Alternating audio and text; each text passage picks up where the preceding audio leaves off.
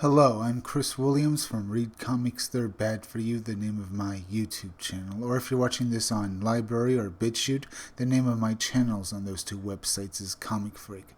We're going to be talking about how Simon Pegg on Star Trek, we've lost momentum, he says. Meaning that he thinks the movie series, or the movie series of Star Trek films that started in 2009, have lost their track and are basically just spinning their wheels now. He doesn't think there are going to be any more of them because of what they've done with the film series, letting it just, drag on.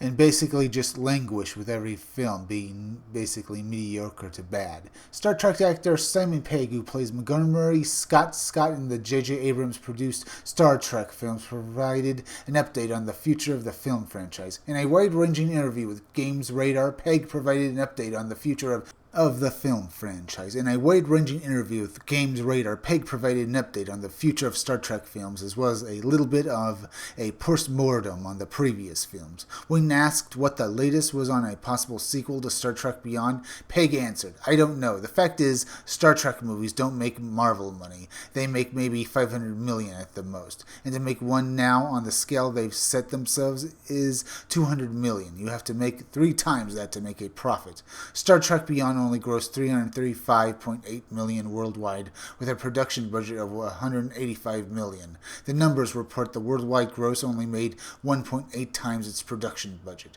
In fact, none of the Star Trek films makes 3 times its production budget. The first Star Trek film grossed $386.8 million worldwide with a $140 million production budget. The worldwide gross was 2.8 times the production budget.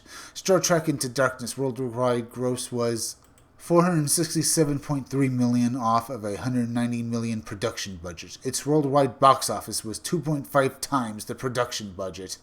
I don't feel like the last one. They didn't really take advantage of the 50th anniversary. The regiment at the time dropped the ball on the promo of the film," Pegg continued, "and we've lost momentum. I think losing Anton Yelchin was a huge blow to our little family, and our enthusiasm to do another one might have been affected by that, so I don't know." Simon Pegg brings up some good facts here, but he also doesn't actually say that the Star Trek films were actually good. One of the reasons why these films aren't big box office draws is because they're at best mediocre, and not really Star Trek films at all. Speaking with Golden Derby, Pegg explained he didn't know anything about a Star Trek sequel following Star Trek Beyond. "No, I don't know anything about it. I think Noah Hawley's been hired to write something for Star Trek, which is very exciting because he's a brilliant writer and always creates interesting stuff." Now, Simon Pegg here just sounds like he's basically just drawing out this interview and he's just making, conversation, because he's not really bringing anything real to this interview. Pegg even indicated that he didn't think the current cast of Star Trek would have even been involved in the rumored Hawley project. Pegg stated, "Whether or not we are involved in that, I don't know. I don't think so." Following Star Trek Beyond, both Chris Pine and Chris Hemsworth were reported to have dropped out of the film due to a dispute with their pay.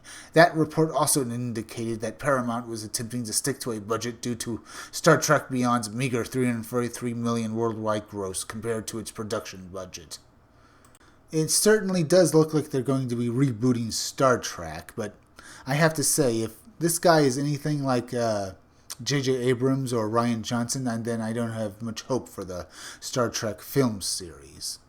But another reboot, they could just get a new cast and just have them be Kirk and Spock and McCoy, and just have an actual Star Trek film. Just find good independent actors who are basically unknowns, and just have them be the new crew of the Star Trek Enterprise.